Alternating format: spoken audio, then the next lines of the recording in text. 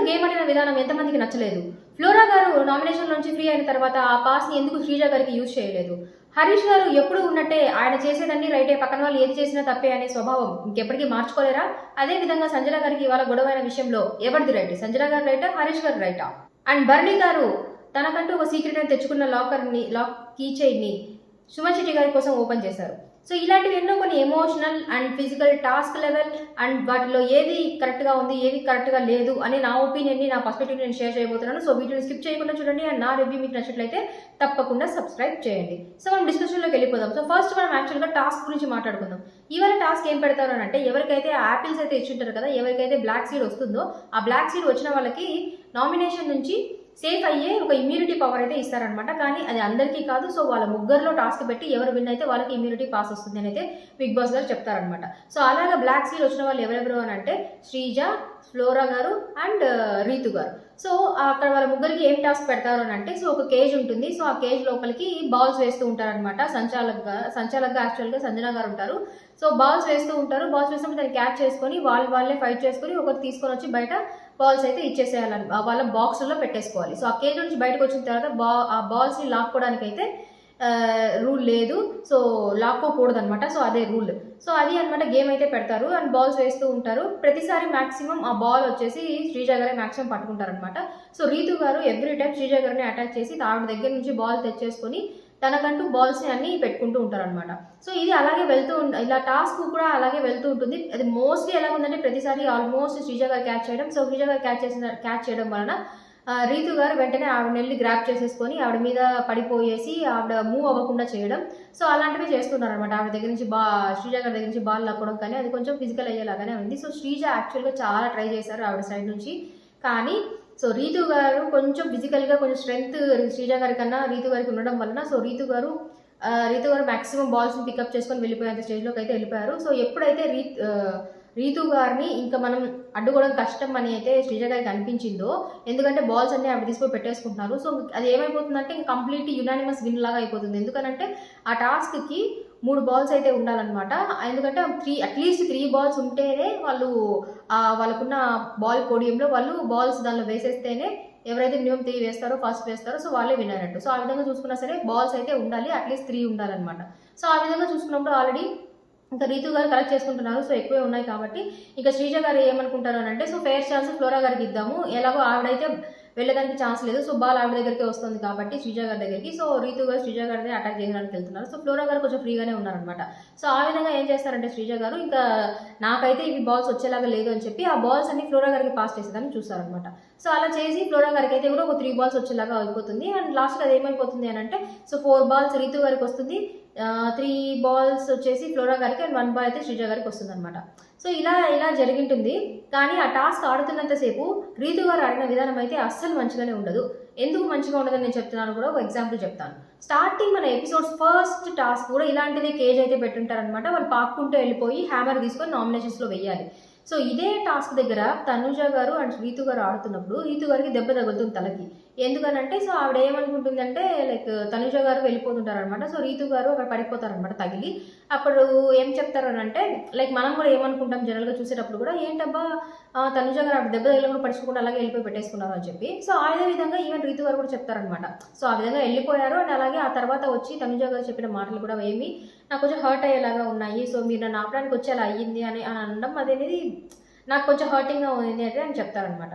కానీ రీతు ఆ తర్వాత పెట్టిన ప్రతి గేమ్స్లో ఆవిడనే అందరినీ హర్ట్ చేసుకుంటూ చాలా ఫిజికల్ అయినట్టు, ఈవెన్ తనుజ గారి మీద లాస్ట్ ఓనర్ టాస్క్లో కూడా ఏదైతే మనకు రాము గారు సైలెంట్గా ఉండడం వల్ల పెద్ద గొడవ జరిగిందో ఆ టాస్క్లో కూడా మనం చూసుకున్నాము అని అంటే, సో రీతు గారు కూడా తనుజ గారి మీద వెళ్ళి కూర్చొని లాక్కొని పీక్కొని, సో అది ఒక కైండ్ ఆఫ్ అది చూడడానికి అంత మంచిగా లేనట్టు అని అనిపిస్తుంది. అది కొంచెం స్పోర్టివ్ లాగా ఆడుతున్నారా లేకుంటే చాలా ఒక బార్డర్ క్రాస్ చేసేసి వెళ్ళిపోయి ఆడేస్తున్నారా అనేది అది చూస్తున్నప్పుడు మనకు మంచిగా లేదు. ఆ బార్డర్ ఏదో క్రాస్ చేసి ఆడుతున్నట్టే అనిపిస్తుంది రీతు గారు. సో మనం యాక్చువల్గా మనం ఈ ఎపిసోడ్లో చూసుకుంటూ ఉన్నా సరే అక్కడ ఉన్న వాళ్ళందరూ చేయి జాగ్రత్త నెక్ జాగ్రత్త అని చెప్తున్నా సరే వాళ్ళందరికీ కొంచెం అడ్డంగా సమాధానం చెప్పుకుంటూ వెళ్ళిపోయారు అనమాట. సో అది మనకే కాదు, ఈవెన్ అక్కడ దగ్గర నుంచి చూస్తున్న వాళ్ళకు కూడా ఏమనిపిస్తుంది అంటే ఆవిడ కొంచెం ఆడే విధానం అయితే కరెక్ట్గా లేదు రీతు గారు అనేది చెప్తుంది. పక్కన వాళ్ళని హర్ట్ చేస్తూ ఆడుతున్నట్టు అయితే మనకు కనిపించింది. అదే అక్కడ జరుగుతుంది కూడా అదే అని నాకు అనిపించింది. ఎందుకంటే హౌస్లో ఉన్న వాళ్ళు కూడా అదే చెప్తారనమాట. సో ఆవిడ రివర్స్లో కూడా వాళ్ళకందరికీ ఆన్సర్ చెప్పుకుంటూ ఉంటుంది. సో కానీ శ్రీజ అయితే మాత్రం చాలా వరకు తన బెస్ట్ అయితే ఇచ్చారు.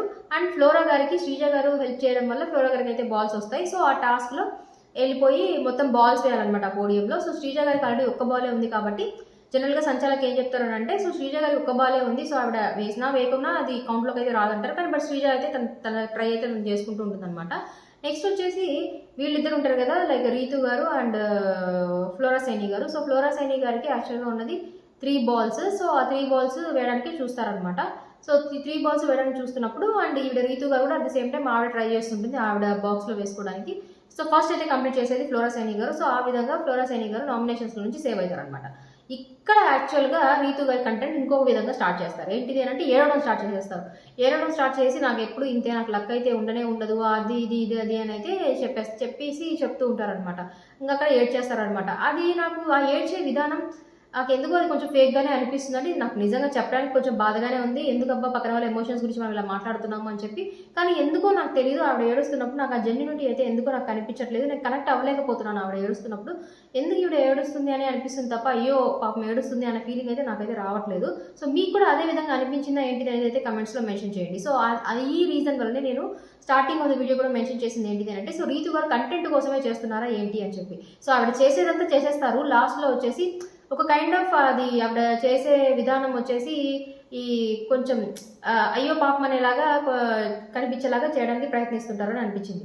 యాక్చువల్గా నాకు ఇంకో విషయం కూడా ఏమర్థమైంది అని అంటే, సో రీతు గారికి ఆల్రెడీ తెలిసిపోయింది తను చేసిన తప్పు ఏంటిది అని చెప్పి. ఏంటిది అని అంటే కెప్టెన్సీ టాస్క్లో పవన్ గారికి హెల్ప్ చేయడం. సో ఆవిడకి తెలిసే చేశారు, ఫుల్ కాన్షియస్లోనే చేశారు, కానీ అదైతే ఒప్పుకోలేదు. కానీ ఆ తర్వాత డిస్కషన్స్లో మనం చూసుకున్నాము అని అంటే, సో పవన్ గారితో చెప్పిన, ఇంట్లో వాళ్ళతో చెప్పినా నేను పవన్ గారి కోసమే అంత చేశాను, ఆయనకి సంచాలకుగా ఉండడం వల్ల నేను నామినేషన్స్లో ఉన్నాను, కానీ నాకు రిటర్న్ అయితే ఏం చేయలేదు అని చెప్తారు. సో ఆ విధంగా మనం ఆలోచించుకున్నప్పుడు రీతు గారికి తెలుసు అది ఆల్రెడీ ఆవిడ చేసిన తప్పే అని చెప్పి. కానీ ఎందుకో స్టార్టింగ్లో రియలైజ్ అవ్వలేదు, ఒప్పుకోలేదు కూడా. కానీ తర్వాత డిస్కషన్స్లో ఒప్పుకున్నట్టు మనకు అనిపించింది. అండ్ ఆ తర్వాత ఇప్పుడు రాము గారి టాస్క్లో కూడా ఆవిడ ఇష్టానికి ఏదో గేమ్ అయితే ఆడేసిన తర్వాత అక్కడ కూడా ఆవిడ మాట్లాడే వల్లనే అది పెద్ద డిస్కషన్ ఆర్గ్యుమెంట్స్ అంతా అయిపోయింది. సో అక్కడ కూడా మళ్ళీ ఏం చేశారు, ఏడ్ చేశారు. సో ఏడ్ చేయడం మళ్ళీ ఆ సిచ్యువేషన్ని ఏదో కొంచెం మార్చడానికి ట్రై చేయడం. ఇంకా నెక్స్ట్ ఇప్పుడు చూసుకున్నాము అని అనుకోండి, ఇప్పుడు కూడా అంతే, ఆవిడ ఏదో చాలా ఫిజికల్గా అది చూడడానికి అంత బాగలేదనమాట, ఒక లెవెల్ దాటేసి ఆడినట్టే అని అనిపించింది. సో ఆ విధంగా ఆడేశారు, కానీ మళ్ళీ ఏడవడం అనమాట. సో అది ఎలా ఉంటుంది అని అంటే, సో నేను నా కష్టపడుతున్నాను కానీ నేను ఏడుస్తున్నాను అని చెప్పి ఏదో కైండ్ ఆఫ్ సింపతి కార్డు జనాల్లోకి వెళ్ళిపోవాలి, సో ఆవిడ ఏదో ట్రై చేస్తుంది అనే ఫీలింగ్లోకి వెళ్ళిపోవాలి అనే విధంగా ఆవిడ ఏమైనా ట్రై చేస్తున్నారా అని అయితే నాకు అనిపిస్తుంది. సో మీకు కూడా ఈ ఒపీనియన్ అనిపిస్తుందా ఏంటిది అని చెప్పి కమెంట్స్లో అయితే మెన్షన్ చేయండి. సో నేను ఇచ్చిన ఎగ్జాంపుల్ ఏంటిది అని అంటే, అప్పుడు తనుజ గారి మీద మిస్టేక్ నాకు దెబ్బ తగిలినా సరే వెళ్ళిపోయింది, అలాగే తన టాస్క్ చేసింది అని ఏదైతే తప్పని మనం అనుకున్నామో, ఈవెన్ రీతు గారు అనుకున్నారో అదే విధంగా ఆవిడ ఈ రోజు కూడా బిహేవ్ చేశారు. ఏంటి బిహేవ్ చేశారు అని అంటే, అక్కడ శ్రీజ గారు యాక్చువల్గా కొంచెం ఫిజికల్గా ఆవిడ బాగా నొక్కి పెట్టేసుకోవడం వలన ఆవిడ కొంచెం బ్రీతింగ్ లాగా ప్రాబ్లం అయితే వస్తుంది శ్రీజ గారికి. సో ఆవిడ ఆ ప్రాబ్లం ఫేస్ చేస్తున్నప్పుడు ఆవిడ వెంటనే తిరిగి చూసి మళ్ళీ వెంటనే వెళ్ళి బాల్ అయితే మాత్రం తన బాక్స్లో పెట్టేసుకొని వచ్చేస్తుంది అనమాట. సో ఆ విధంగా చూసుకున్నప్పుడు తనకు జరిగినప్పుడు ఏమో తప్పు అన్న అమ్మాయి ఎందుకు పక్కన జరుగుతున్నప్పుడు ఆ ఎంపతి తను ఫీల్ అవ్వలేకపోయింది. సో అలా ఆలోచిస్తున్నప్పుడు సో ఆవిడ చేసే పనులు ఆవిడ కాన్షియస్గానే చేస్తున్నారు, తప్పని తెలిసి చేస్తున్నారు. కానీ అవసరం వచ్చి ఎవరైనా క్వశ్చన్ వేసినప్పుడు ఏమో అది నాకు తెలియదు, నేను మర్చిపోయా, నాకు మర్చిపోయే ప్రాబ్లం ఉంది అని చెప్పి కవరప్ చేసుకున్నట్టు అనిపిస్తుంది. సో యాక్చువల్గా రీతు గారు కంప్లీట్లీ ఫేక్, ఇదైతే నాకు మంచిగా అనిపించింది, నాకు అర్థమైపోయింది కూడా.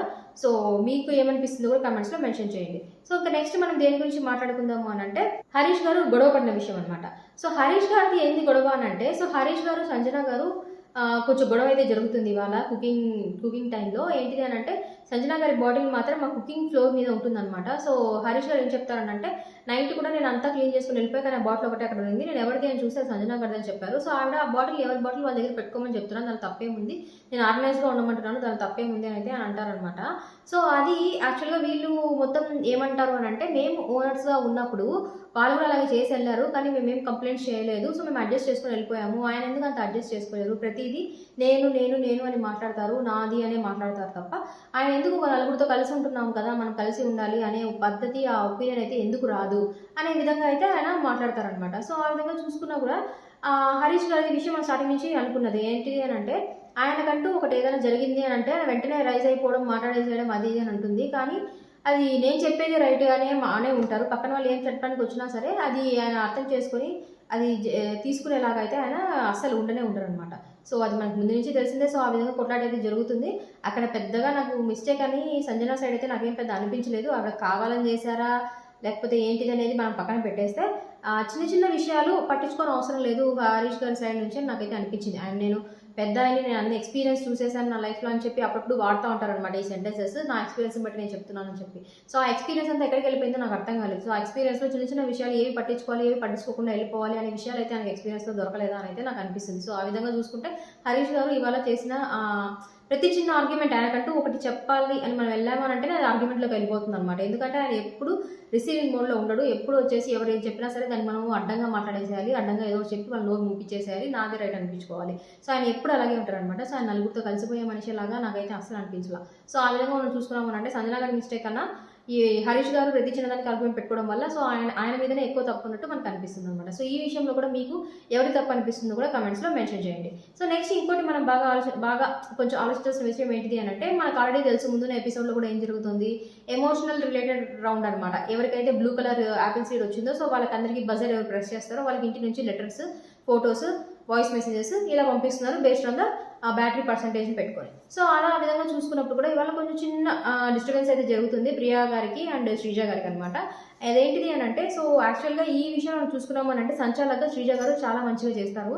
ఏంటిది అని అంటే ఎప్పుడైతే మొత్తం అందరూ వచ్చి బజన్ ప్రెస్ చేయాలని ఉంటుందో సో అక్కడ ఏం జరుగుతుంది, ఒక రౌండ్లో ప్రియా, సంజన అండ్ సుమన్ శెట్టి గారు ఉంటారనమాట. సో వాళ్ళ ముగ్గురు రన్ చేసుకుంటూ వచ్చి బజర్ని ప్రెస్ చేసే టైంలో ఏం జరుగుతుందంటే యాక్చువల్గా అక్కడ ప్రియా గారే బజర్ని ప్రెస్ చేసి ఉంటారు.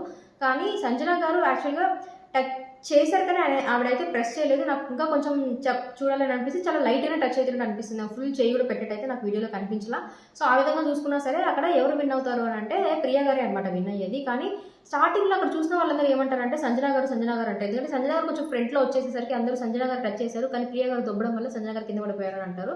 కానీ నాకు చూస్తున్నంత వరకు నాకేమనిపించింది అని అంటే ఫస్ట్ అది ప్రెస్ చేసింది ఎవరు అని అంటే ప్రియా గారే. సో సంజన గారు లైట్గా టచ్ అయింది కానీ ప్రెస్ అయితే చేయలేదు. సో ఆ విధంగా చూసుకుంటే ప్రియా గారే విన్ అయింది. లాస్ట్లో కొంచెం డిస్కషన్స్ జరిగి కొంచెం ప్రియా గారు ఏడ్ చేసి కొంచెం దానిలో శ్రీజ గారికి ప్రియా గారికి కూడా కొంచెం డిస్టర్బెన్స్ వచ్చి సో లాస్ట్కి ఏమవుతుంది అని అంటే వాళ్ళు ఓకే అని చెప్పి కవరప్ అయిపోయి ప్యాచప్ అయిపోయి లైక్ ఆ నైట్కి అయితే పడుకుంటారు. ఆ రోజు టాస్క్ అయితే స్టాప్ అయిపోతుంది. సో నెక్స్ట్ డేలో ఏం జరుగుతుందంటే సో ప్రియా గారితోనే టాస్క్ మళ్ళీ కంటిన్యూ స్టార్ట్ అయిపోతుంది. ప్రియా గారికి అయితే ఇదే ఇస్తారు, వాయిస్ మెసేజ్, లెటర్ అండ్ అలాగే audio message, letter and photo అని చెప్తారు. అది లెటర్ అండ్ చూస్ చేసుకొని 40% అయితే బాటరీ అయిపోతుంది. ఈ లాస్ట్ ఎవరు మీరంటే సుమన్ శెట్టి గారు అండ్ సంజన గారు. సో సుమన్ శెట్టి గారు సంజన గారి విషయంలో 10% ఉంటుంది కాబట్టి సుమన్ శెట్టి గారు విన్ అవుతారు. ఇక్కడ యాక్చువల్గా సంజన గారు గివప్ ఇచ్చేస్తారనమాట. అది సుమన్ శెట్టి గారికే ఇచ్చేస్తారు ఆ ఛాన్స్. ఎందుకంటే ఆవిడ అసలు ఛాన్స్ ఉన్నా సరే వెళ్ళి బెజర్ అయితే నొక్కరనమాట. ఆవిడ మధ్యలోనే ఆగిపోతారు వాలంటరీగా.